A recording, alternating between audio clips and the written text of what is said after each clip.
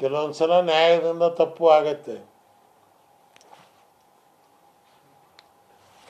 ಅದನ್ನು ಮಾಜಿ ನ್ಯಾಯಾಧೀಶರಾದಂಥ ಜೇಠಾ ಅವರು ಸ್ಪಷ್ಟವಾಗಿ ಹೇಳಿದ್ದಾರೆ. ಈಗಲೂ ಕೇಂದ್ರ ಸರ್ಕಾರಕ್ಕೆ ನಾನು ಪ್ರಾರ್ಥನೆ ಮಾಡ್ತಕ್ಕಂಥದ್ದು, ದಯವಿಟ್ಟು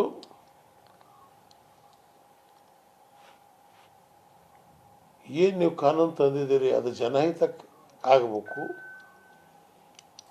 ಹಾಂ, ಭ್ರಷ್ಟಾಚಾರ ವಕ್ಫ್ ಬೋರ್ಡ್ದಲ್ಲಿ ನಡೆದಿದ್ರೆ ಜೀವಾವಧಿ ಶಿಕ್ಷೆ ಬೇಕಾದ್ರೆ ತರ್ತಕ್ಕಂಥ ತನ್ನಿ.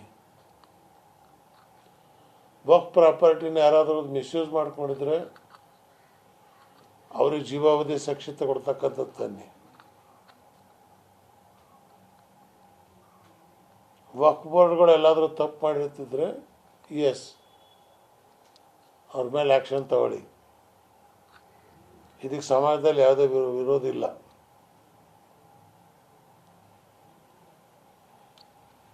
ಆದರೆ ಮೂಲತಃ ನೀವು ಸಂವಿಧಾನಕ್ಕೆ ವಿರುದ್ಧವಾದಂಥ ಏನು ಕಾಯ್ದೆ ಮಾಡಿದ್ದೀರೋ ಇದು ಭಾರತ ದೇಶದಲ್ಲಿ ಕಾನೂನಾಗಿ ನಿಲ್ಲಕ್ಕೆ ಸಾಧ್ಯವಿಲ್ಲ. ಈಗ ನೀವು ಬಹುಸಂಖ್ಯಾತರಲ್ಲಿದ್ದೀರಿ ಅಂತೇಳಿ ಪಾರ್ಲಿಮೆಂಟ್ನಲ್ಲಿ ಪಾಸ್ ಮಾಡ್ಬೋದು, ಮುಂದೆ ನೀವೇ ಇರ್ತೀರಿ ಅನ್ನೋ ಗ್ಯಾರಂಟಿ ಇಲ್ಲ. ಆದ್ದರಿಂದ ಇದೇ ರೀ ಹೋಗ್ಬೇಕಾದ್ರೆ ಒಳ್ಳೆ ಹೆಸರು ತಗೊಂಡೋಗಿ ಸಬ್ಕಾ ಸಾಥ್ ಸಬ್ಕಾ ವಿಕಾಸ್.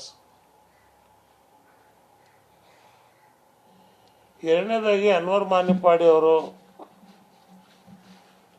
ಏನು ನನ್ನ ಬಗ್ಗೆ ರಿಪೋರ್ಟ್ ಕೊಟ್ಟಿದ್ದಾರೆ ಅಂತೇಳಿ ಪದೇ ಪದೇ ಚರ್ಚೆ ನಡೀತಾ ಇದೆ. ನಾನು ಅವ್ರ ಮೇಲೆ ಡೆಫರ್ಮೇಷನ್ ಕೇಸು ಹಾಕದೆ ಕೋರ್ಟಿಗೆ ಬರಲೂ ಇಲ್ಲ. ಅವರು ಮತ್ತು ಪುನಃ ಕರ್ನಾಟಕ ಸರ್ಕಾರಕ್ಕೆ ಮತ್ತು ಭಾರತ ಸರ್ಕಾರಕ್ಕೆ ನಾನು ಪ್ರಾರ್ಥನೆ ಮಾಡ್ತೀನಿ, ಅನ್ವರ್ ಮಾನಿಪ್ಪಾಡಿ ರಿಪೋರ್ಟನ್ನು ನೀವಾದರೂ ಎನ್ಕ್ವೈರಿ ಮಾಡಿ, ಇಲ್ಲದಿದ್ದರೆ CBIಗೆ ವಹಿಸಿರಿ.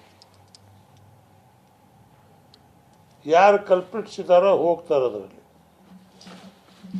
ಇದರಲ್ಲಿ ಒಂದು ಹೇಳ್ತಾರೆ ಅನ್ವರ್ ಮಾನಿಪ್ಪಾಡಿ ಅವ್ರ ಈ ರಿಪೋರ್ಟ್ನಲ್ಲಿ, CM ಇಬ್ರಾಹಿಂ ಸಾಹೇಬರು 1926/11/76ರಲ್ಲಿ CM ಇಬ್ರಾಹಿಂರವರು ಮಾಜಿ ಮಂತ್ರಿ ಆದ CM ಇಬ್ರಾಹಿಂ ಅವರ ಮಾಲೀಕತ್ವದಲ್ಲಿ ಈ ಖಾತೆಯನ್ನು ಮಂತ್ರಿಯಾಗಿ ಹಾಕಿಸ್ಕೊಂಡ್ರು ಅಂತ.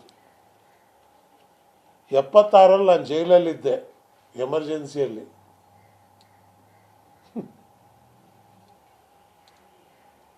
ಆದರೆ ಇವ್ರು ಬರೀತಕ್ಕಂಥದ್ದಲ್ಲಿ 76ರಲ್ಲಿ ಮಾಡ್ಕೊಂಡಿದ್ದಾರೆ ಅಂತ.